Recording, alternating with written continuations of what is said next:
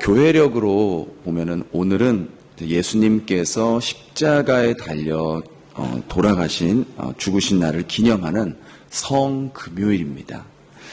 2000년 전 오늘 예수님은 모든 인류의 죄를 짊어지시고 십자가에서 하나님께 철저하게 외면당하신 채 혼자가 되신 날입니다. 그렇게 십자가 처형을 당하는 사건 가운데 가장 가까이에서 그 예수님의 죽음을 지켜보았던 두 부류의 사람들이 오늘 등장합니다. 첫 번째 부류의 사람들은요, 예수님이 십자가에 달려 고통스럽게 절규하실 때 그 모습을 보고 조롱하며 예수님이 어떻게 죽는지 보자, 그렇게 했던 사람들이죠. 이들은 이제 종교 지도자들, 제사장들이었죠. 이들은요, 예수님이 어떤 삶을 살았는지는 관심이 없었습니다. 심지어 십자가에서 어떤 모습으로 죽어가고 있는지도 관심이 없었습니다. 그들에게 예수님은 그저 하나의 구경거리였고 그들의 눈에 가시 같은 존재가 사라지는 순간이었던 것이죠. 예수님의 죽음은 그들의 영혼에, 그들의 마음에 아무런 감동도, 아무런 심경의 변화도 없었던 것입니다. 그러한 이유는 의인을 죽이면서까지 자신들이 쥐고 있었던 그 정치적인 세력, 기득권을 유지하고픈 그 탐욕이 그들의 마음에 자리 잡고 있었기 때문입니다. 그러하기에 예수님의 죽음도, 예수님의 십자가도 그들의 마음속에 들어갈 자리가 없었던 것이죠. 이러한 모습은 현대인들의 모습과도 비슷하게 나타납니다. 삶의 성공과 현실의 만족을 위해 자기에게 방해가 되는 존재들은 어떻게 해서든지 짓밟고 공격해서 눈앞에서 사라지게 하는 모습들을 연상시킵니다. 이들에게 있어서 예수님의 사랑이나 십자가의 죽음은 한가한 사람들이나 또 자기 자신을 믿지 못해 종교를 의지하는 연약한 자들의 말로밖에 들리지 않는다라는 것이죠. 그런데 그런 가운데에 십자가의 죽음 앞에서 독특한 한 사람이 등장합니다. 그 사람이 바로 오늘 본문 마지막에 읽었던 로마의 백부장이었습니다. 로마의 백부장은 일단 출신부터가 유대인이 아닌 로마 사람입니다. 그리고 그는 로마 황제를 위해 일하는 군대 장교였습니다. 생각과 사상은 물론 이 뼛속까지 로마를 위해 일했던 사람이었습니다. 그런 그가 예수님이 그 십자가에서 죽으시는 그 모습을 보면서 믿을 수 없는 고백을 하게 됩니다. 이 백부장의 고백은요, 이 공관복음인 이 마태, 마가, 누가복음에 모두 다 기록이 되어 있는데 조금씩 다르게 고백이 되어 있습니다. 이 마태복음과 마가복음에는 오늘 우리가 읽은 대로 그 지진이 일어나는 것을 보고 심히 두려워하여 이르되 이는 진실로 하나님의 아들이다 라고 고백했는데, 누가복음에는 조금 더 구체적이고 조금 더 하나님을 향한 고백이 담겨져 있어요. 누가복음 23장 47절에는 이렇게 고백되어 있는데 우리 한번 스크린을 보면서 한번 같이 읽어볼까요? 시작. 백부장이 그 된 일을 보고 하나님께 영광을 돌려가르되 이 사람은 정녕 의인이었다. 그러니까 로마 군대 장관이 예수님의 죽으심을 보면서 하나님께 영광을 돌렸다고 합니다. 하나님께. 백부장은요, 그 전부터 아마 이 십자가 처형을 당하는 사람들을 수도 없이 지켜보았고, 또 아마 그 백부장이 그 십자가형을 집행했을 거예요. 대부분의 죄수들은 십자가 위에서 말할 수 없는 그 고통을 견딜 수 없고 비명을 지르고 자기를 십자가에 못 박은 로마 군인들이나 그 사람들을 저주하며 막 욕을 해대면서 그렇게 절규하며 죽어갔을 것입니다. 그런데 오늘 이 십자가에 달린 예수라는 이 젊은 사람은 뭔가 달랐다라는 것이죠. 백부장은 처음부터 이 범상치 않은 인물이 십자가에 달려 죽기까지 그 모든 과정을 유심히 하나도 빠짐없이 다 지켜보고 있었던 것이죠. 십자가 처형은 우리들이 알다시피 단번에 뭐 이렇게 탁 죽이는 그러한 처형이 아니라 십자가에 달려서 그 사람의 진이 빠지도록 해서 그렇게 말라 죽이게 하는, 정말 진을 뽑아 죽이는 잔인한 처형 방법이지 않습니까? 그런데 예수라는 이 죄수는 6시간이나 십자가에 못 박혀서 고통을 당하면서 단 한 번도 자신을 십자가에 못 박은 그 사람들을 향해서, 또 백성들을 향해서, 관원들을 향해서 원망하거나 욕을 하거나 저주하는 모습을 보지 못했다라는 것이죠. 물론 고통 속에서 울부짖거나 부르짖지도 않았습니다. 단지 나의 하나님 왜 저를 버리셨습니까? 라는 그 딱 한마디만 하시고 숨을 거두셨다라는 것이죠. 백부장은 아마 이런 모습들을 보면서 마음속으로 많은 고민을 하고 생각을 했을 거예요. 저 사람 도대체 누구길래 저렇게 십자가에서 저렇게 할 수 있을까?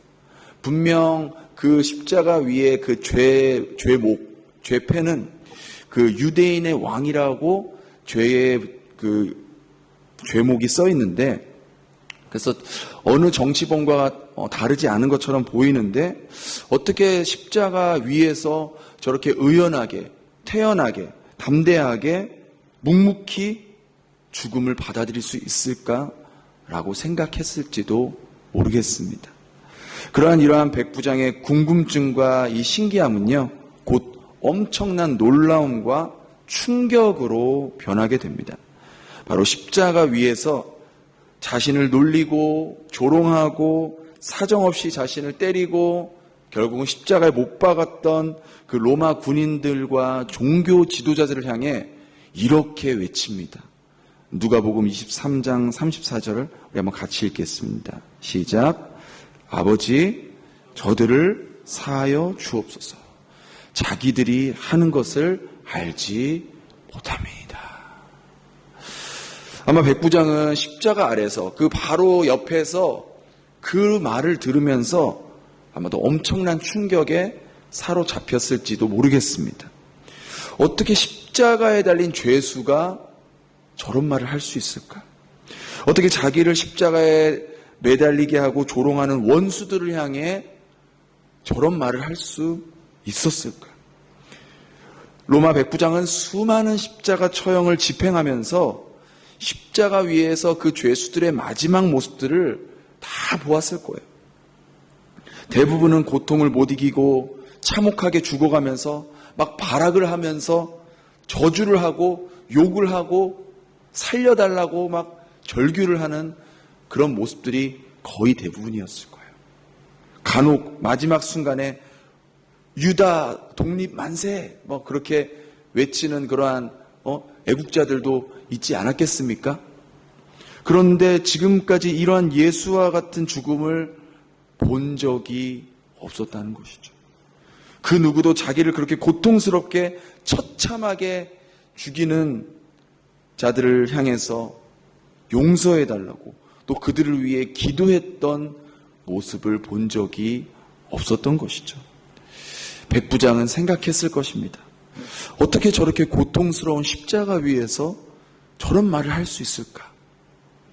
그래서 그는 예수님의 죽는 그 모습을 끝까지 지켜보면서 마지막에 이렇게 고백했던 것이죠.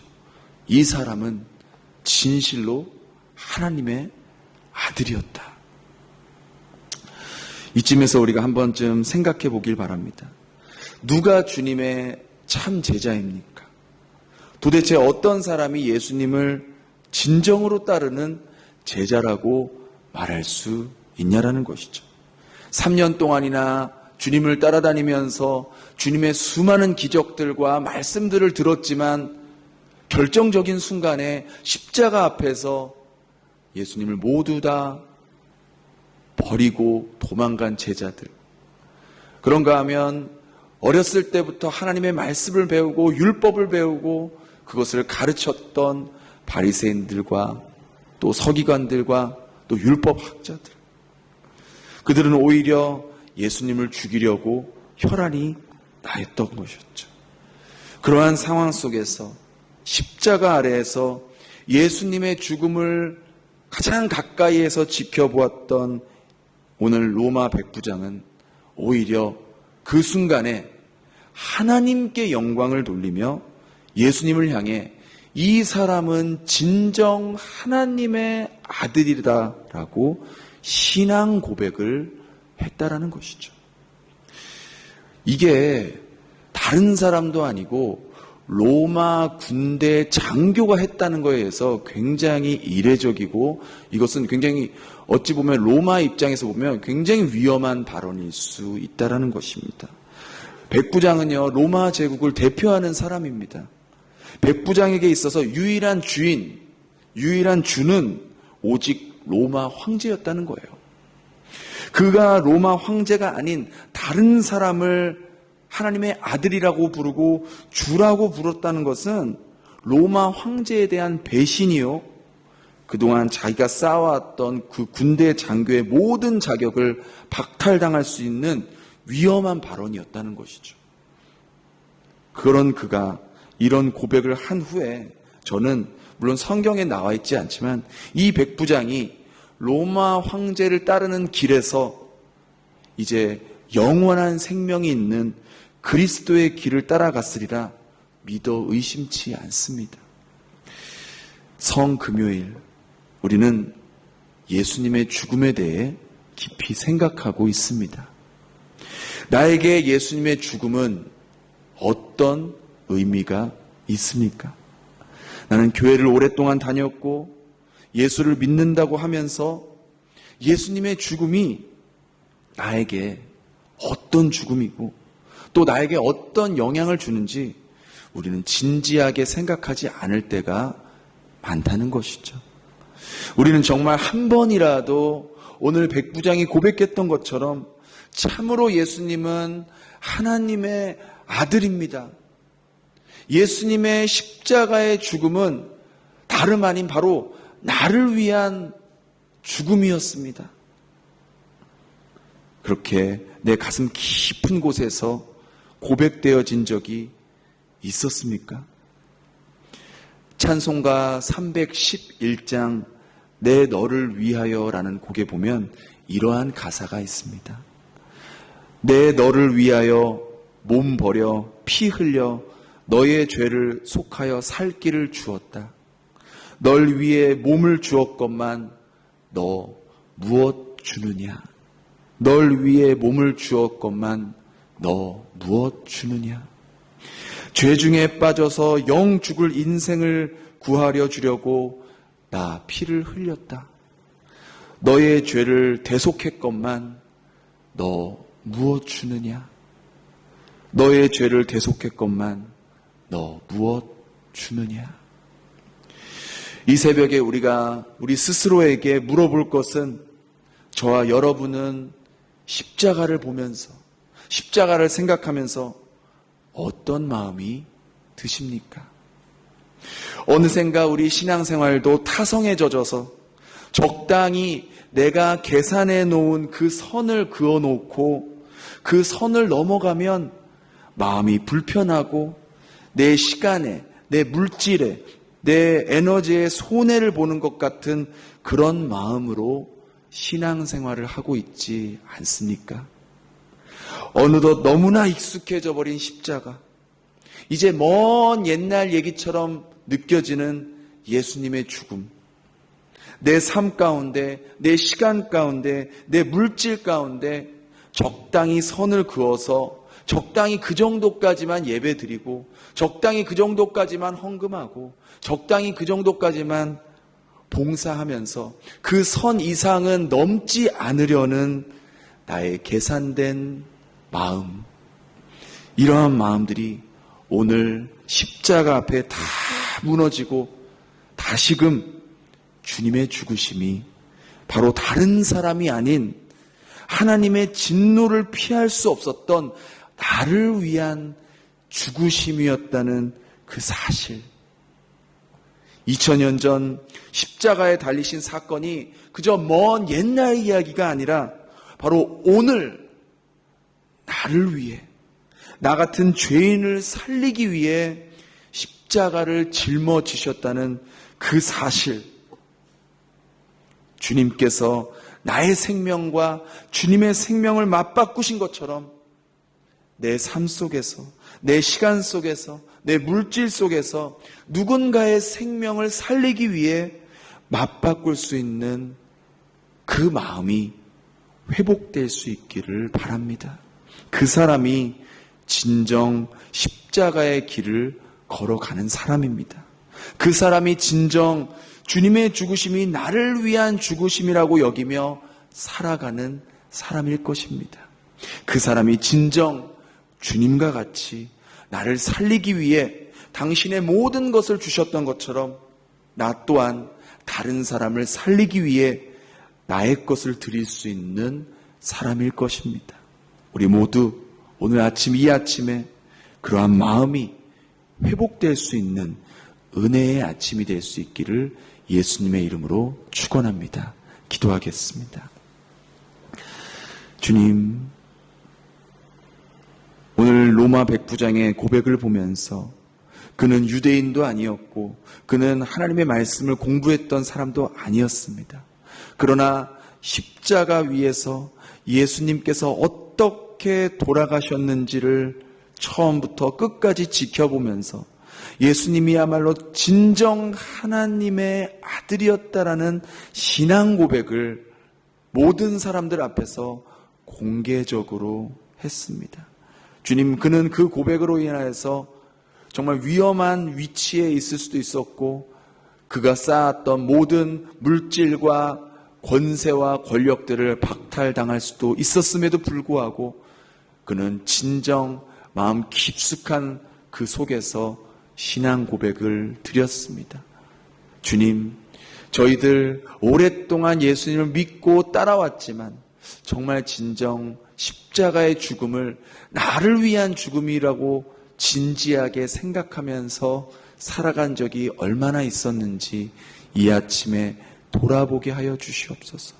예수님의 죽음이 그저 먼 옛날 이야기고 성경책에 쓰여진 그런 이야기가 아니라 바로 오늘 이 시간 나를 위해 나같이 벌레만도 못하고 나같이 정말 영원한 형벌을 받을 수밖에 없는 뼛속부터 죄인인 나를 위해 죽으셨다는 사실을 기억하면서 그 2000년 전의 십자가의 죽음이 바로 오늘 나를 위한 죽음이었다는 것을 우리 가슴속에 깊이 새기며 오늘 하루 살아갈 수 있는 저희들이 되게 하여 주시옵소서. 예수님의 이름으로 기도드립니다. 아멘.